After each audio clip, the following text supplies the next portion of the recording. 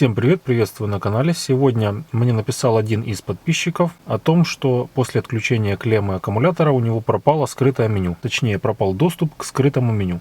Сегодня мы рассмотрим еще раз, как открыть скрытое меню на примере BMW X5 E53 кузов. Для того, чтобы открыть скрытое меню, нам нужно повернуть ключ зажигания во второе положение.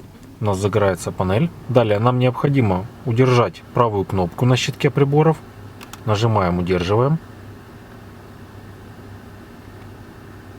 Дожидаемся появления надписи «Тест номер 1».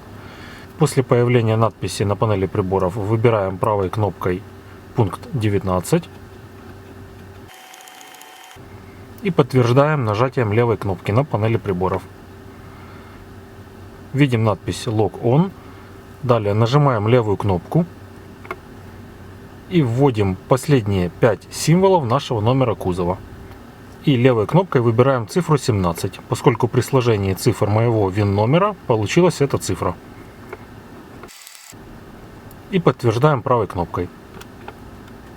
Теперь скрытое сервисное меню разблокировано, и мы можем запускать разные тесты.